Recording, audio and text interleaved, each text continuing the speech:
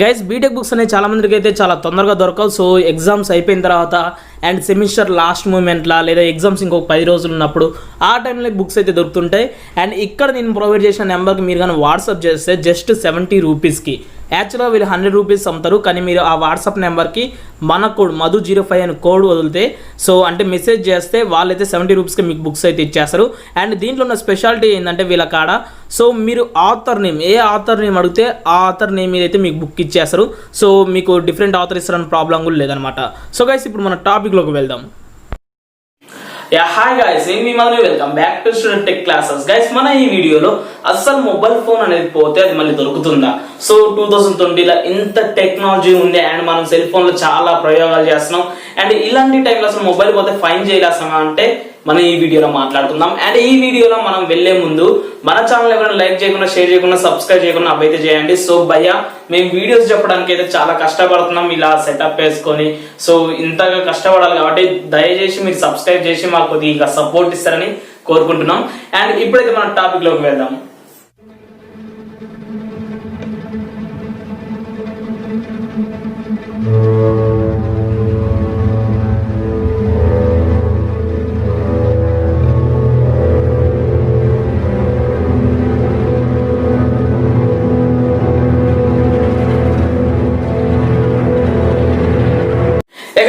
నేనైతే as per views ప్రకారం కాదు, ఎందుకంటే మిమ్మల్ని అందరినీ అట్రాక్ట్ చేయడానికి అది చేస్తే వస్తుంది ఇది చేస్తా అని చెప్తే సో అది వ్యూస్ ప్రకారం అయితే నేనైతే ఒక జెన్యూన్ మాట చెప్పాలనుకున్నా.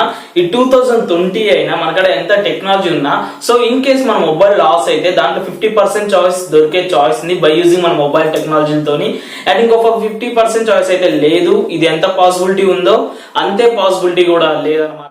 ఫర్ ఎగ్జాంపుల్ మనం ఒక మొబైల్ డివైస్ ఎక్కడ ఉందో తెలుసుకుంటున్నా అంటే ఆటోమేటిక్ గా ఒక పర్సన్ ఎక్కడ ఉంటుందో తెలుసుకున్నట్టే, సో ఒకరిని ట్రాక్ చేసినట్టు అవుతుంది. కాబట్టి సో అందుకోసమే అంత టెక్నాలజీని అయితే పర్మిషన్స్ కూడా రావట్లే.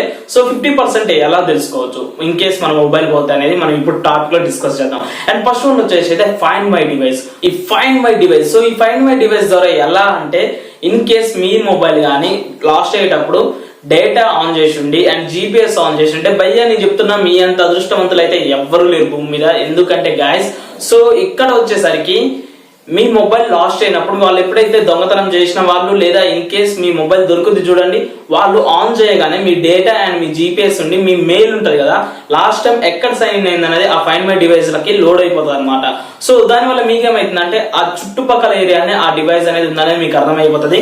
సో ఇన్ కేస్ వాళ్ళు ఇంకా తెలివి తక్కువ వాళ్ళు అయితే సరే ఆన్ చేసి అలా పెట్టి సైలెంట్ లో పెట్టి మీ ఫోన్స్ ఎత్తకుంటా అంటే అది ఇంకా బెస్ట్, ఎందుకంటే అది ఆటోమేటిక్ ట్రాక్ అయిపోతుంది వాళ్ళు మూవ్ అయ్యేది కూడా.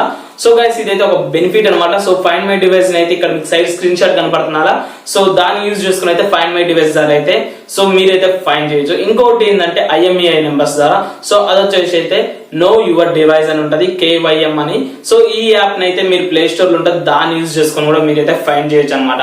సో గైస్ మీకైతే KYM యాప్ అయితే నేను ప్లే స్టోర్ ఇచ్చిన అండ్ వెబ్ పోర్టల్ కూడా ఉంటుంది. సో మాక్సిమం లింక్ అయితే డిస్క్రిప్షన్ లో ఇస్తా, లేదంటే డైరెక్ట్ వెబ్సైట్ అయితే టైప్ చేయండి. సో గైస్ ఈ KYM లో ఏం జరుగుతుందంటే మన మొబైల్ ఉంటది కదా, వాళ్ళు ఆన్ చేయగానే అంటే ఎవరికైతే దొరికిందో లేదా దొంగతనం చేసిరో వాళ్ళకైతే ఆ మొబైల్ అనేది దొరికింది చూడండి. సో అది ఆన్ చేయగానే వాళ్ళకు ఒక మెసేజ్ అనేది పోతుంది అనమాట, ఆటోమేటిక్ గా కంప్యూటర్ జనరేటెడ్ మెసేజ్. సో అదేం చేస్తుందంటే పక్కన ఉన్న పోలీస్ స్టేషన్స్ కి మెసేజ్ ఇవ్వండి, లేదంటే ఆ మొబైల్ నెంబర్ అంటే ఫర్దర్ మనం వాళ్ళు ఒక నెంబర్ ఇస్తాం అనమాట. సో ఆ నెంబర్ కైనా మీరైతే పంపండి అని చెప్తారు.